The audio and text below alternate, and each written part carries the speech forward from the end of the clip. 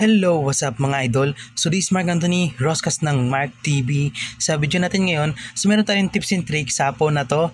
Ito ay si itel RS4. Meron tayong tips and tricks na kung saan mapakinabangan nyo. Pag na-activate nyo yung mga features na yon, mas ma-enjoy nyo pa yung performance ng inyong itel RS phone, ang first gaming phone ni itel Mobile. So yan, mag-start na tayo. Pero bago yan, intro muna.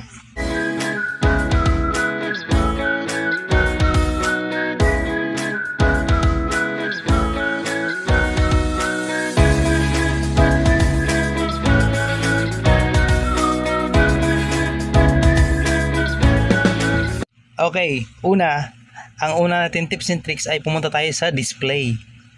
Pag nasa display ka na, click mo yung display, then hanapin mo yung ultra touch. Ito, ultra touch. Kailangan ma-activate mo yan, maganito mo siya. Kailangan ma-ultra fast mo siya. Yan, kasi naka-fast siya, minsan naka-normal, gawin mo siyang ultra fast. Yan, tapos itong motion, gawin mo siyang fast. Ano bang purpose niyan? Yung animation ng phone nyo mawawala. Next, after natin sa display is pumunta tayo dito sa, hanapin natin yung battery lab. Yan. Dito sa battery lab, may ituturo lang akong tutorial dito na meron siyang pros and cons. Pumunta tayo dito sa power charge. Itong power charge na to, kung nagmamadali ka at malamig naman sa lugar ninyo, pwede nyo gamitin itong hypercharge. Mas bibilis ang pag-charge ng phone nyo. Yan. Ba't sinabi kong kailangan malamig? Dahil mabilis iinit ang phone nyo. Yan. So masama po sa cellphone ang lagi umiinit. Kasi masisira yung lifespan ng battery. Mabilis siyang lolobo. O di kaya, mabilis na siyang may malobat. Pero para sa akin, ito yung default niya, smart charge. Pero kung ako sa inyo, kung di ka nagmamadali, i-low temperature nyo na lang. Yan. Ilang tips and tricks natin dyan sa power charge. Next, alam niyo naman siguro to, AI Bana. Yan. So, naano ko na to sa last video ko ng unboxing ko sa itel RS4. Panoorin nyo na lang. Then next, digital well-being, di pa rin nawawala. Ang purpose pa rin nito ay ipi-freeze yung app na kung saan hindi mo kailangan para hindi siya gumagastos ng RAM, notification. Ayan.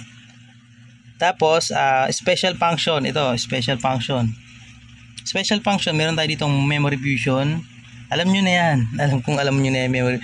Ang pinagkaiba nga lang dito, kapag nagdadagdag ka ng virtual RAM, nag-restart yung phone. Next, smart panel. Ito yung hanap ng iba, smart panel. So, na-activate ko na siya. So, paano ba siya gamitin? Napakadali lang. Ganito lang, oh. Yan, oh. Pwede kayo mag-taas ng sound, manood ng YouTube, yung mga shortcut baga. Yan, may screen record pa nga, oh.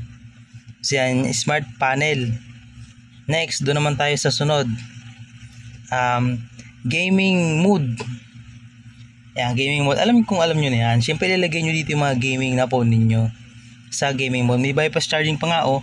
Ito nga lang ito maganda sa bypass charging kasi pag lobat ka na, tapos naglalaro ka pa, pwede ka mag-charge ng cellphone habang naglalaro. Oo. Ang mangyayari kasi nito is, ito, oh. Pag nag-charge ka, hindi papasok ang charge mo sa battery, dediretso sa games. Okay, dediretso. So hindi siya magdo-dual process. Hindi init ang phone nyo. Pero wag nyong gagawin yan palagi kasi once na naglalaro kayo na naka-charge ang inyong cellphone, may mga port, yung saksakan, luluwag yan. Tapos darating ang araw na hindi na compatible yung charger mo sa cellphone mo. Yan. Wag nyo pa rin gawing habit yan. Next ay may graphics pa pala dito, oh. Pwede kang mamili ng graphics, naka-classic pala, oh. Classics, color, gawin natin colorful yan. Ang galing realistic. Yun, ginawa kong realistic. Hindi, colorful na lang. Colorful, okay. Mobile Legends na colorful. Next. Huwag tayo dyan sa anti-addiction. Okay na yan. Dual app.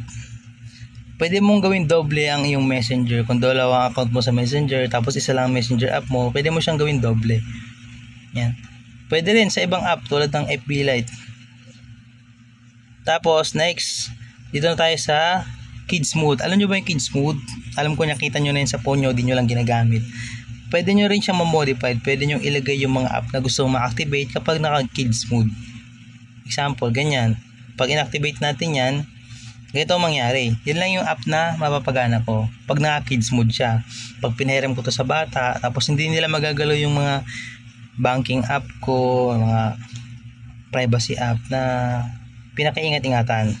Yan po yung kids mode. Okay, may password Hindi rin pala basta-basta. Okay, next, dito naman tayo sa labas ng home screen, yung mga app naman. So, yan. So, dito tayo sa Bisha Player. Sa Bisha Player po, ay isa siyang app na kung saan pwede ka magpatugtog ng music player. Tapos, pwede ka rin mag-convert. Halimbawa, yung video, pwede mong i-convert to MP3. Yan. Astig, di ba? Pwede ka rin pala mag-hide ng ano dito Pwede ka mag-hide dito ng apps, music, games, saka picture dito sa Bisha Player. I-hide mo lang. Di ba ako naka-register Yan. I-hide nyo na lang din yan. Next, dito naman tayo sa AI Gallery. Nasabi ko to sa inyo, AI Gallery ay itong isang phone na kung saan pwede ka mag-compress ng photo. Kung hirap na hirap mag-send ka ng picture sa isang tao, malamang kailangan mo siguro ibaba yung MB ng photo. So, compress photos, ganyan lang. I-compress mo lang siya. Pwede ka pati mag-select dyan kung ano lang yung photos na gusto mong i-compress. Example, bigyan ko ng sample Example, select photos. Pwede akong mamili ng specified lang. Kunwari, ito. Tanggalin ko tong all. Mamili lang ako. Kunwari, ito. Nakalagay dito is 2.5 MB. I-compress ko siya.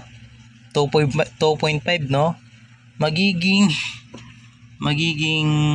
325 kilobytes na lang po siya. So, na-compress po siya. Yung quality, nagkaroon ba ng issue sa quality? Check natin yan. Sa quality, nasa na-compress? Photos. Doon tayo sa files para sigurado. Files. Ayun. Check natin yung quality. Sa quality image, click natin. Kilobytes na lang po siya. Wala nagbago sa quality ng image. Yung pa rin. Next. Phone Master. Ito po yung antivirus ng cellphone ninyo. So, gamitin nyo yan.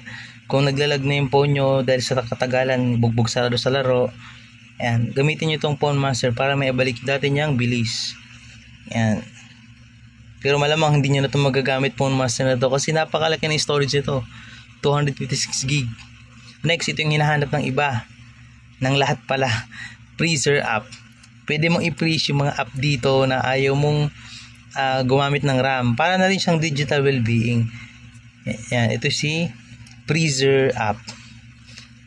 Yan. Pwede mong i-select dyan yung app na gusto mong i-freeze. Next, wala na? So wala na. Hanggang doon lang po yung tips and tricks natin sa ating ITEL RS4 na first gaming phone ni ITEL Mobile.